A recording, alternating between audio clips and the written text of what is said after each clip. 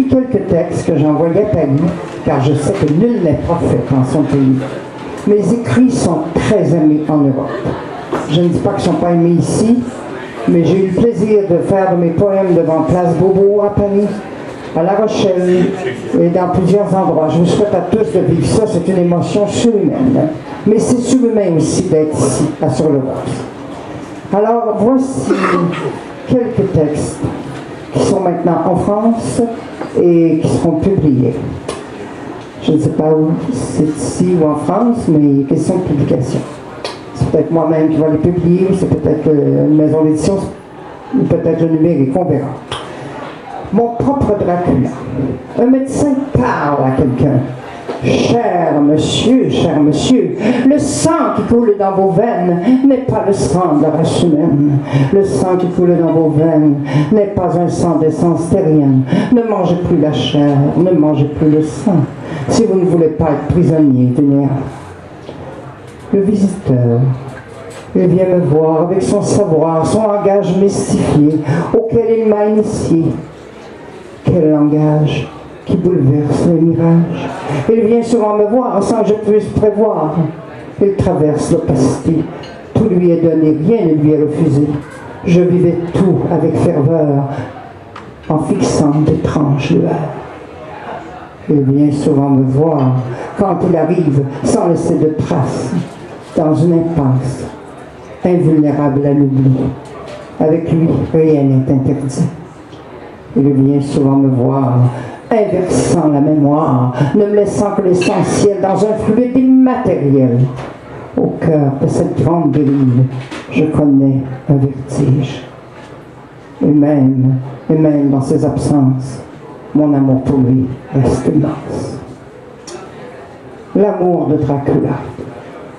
Il y a un écueil entre moi et mon cercueil, mon orgueil. Quand j'entre dans ma tombe, je succombe au désir de revoir ton sourire.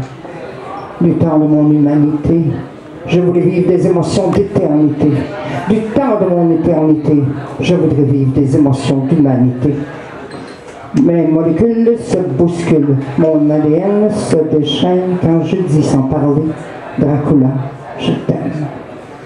Un écueil entre moi et mon cercueil, un recueil de poèmes que j'ai écrits quand j'étais humaine, un secret terrible dans ma tombe, un secret devant lequel je succombe.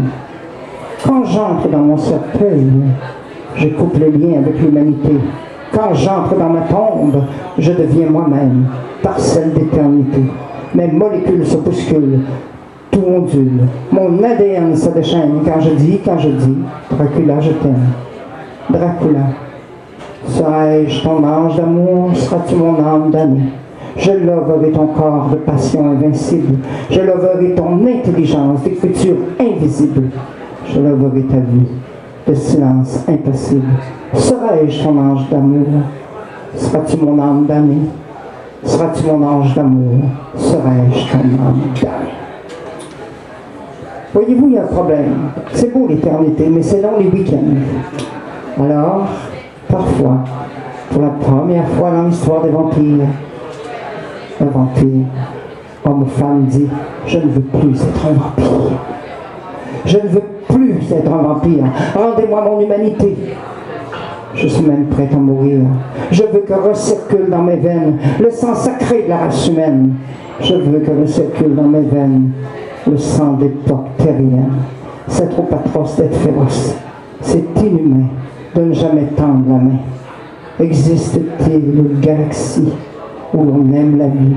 Les vampires aiment-ils toujours les loups et les rats, les tempêtes, les vents? De quoi leur vie est-elle faite?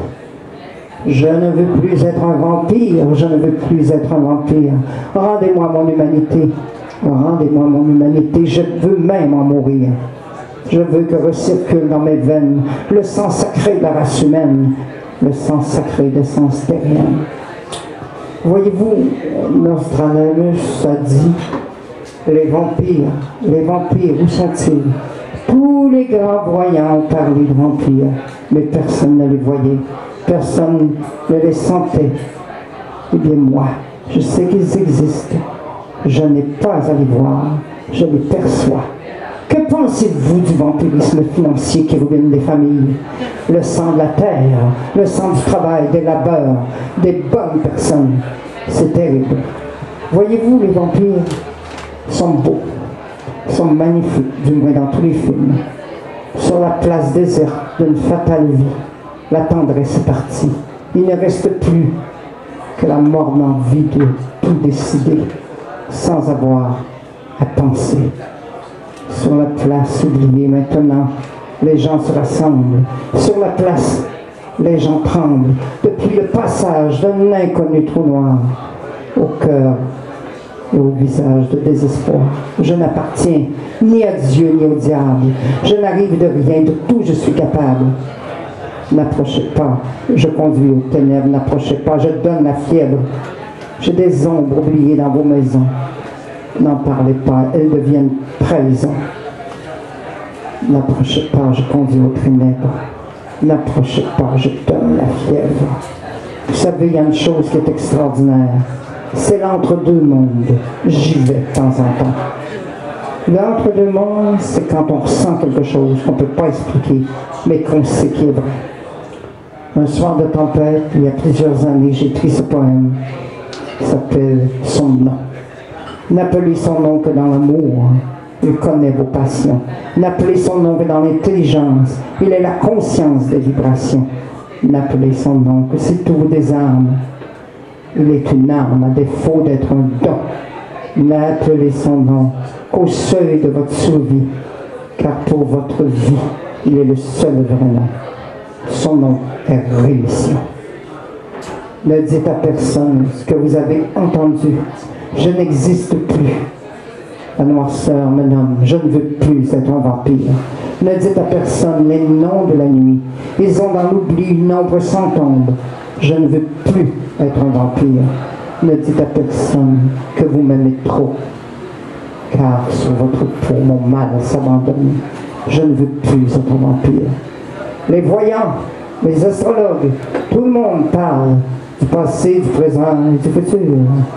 Mais pas un voyant ou un astrologue à parler du passé, du présent et du futur des vampires.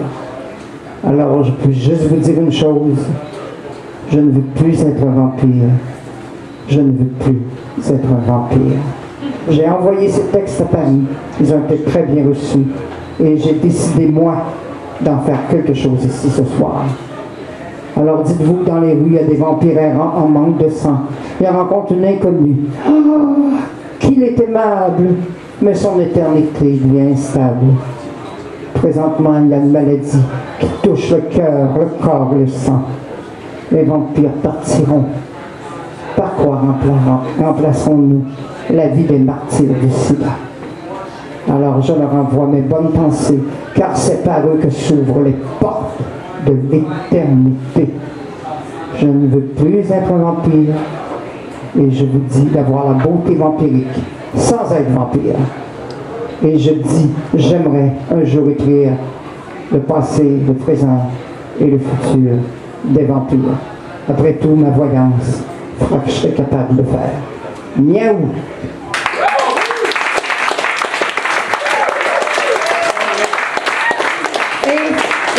Et pour finir, j'ai quelque chose de court, mais qui va vous amener loin, très loin.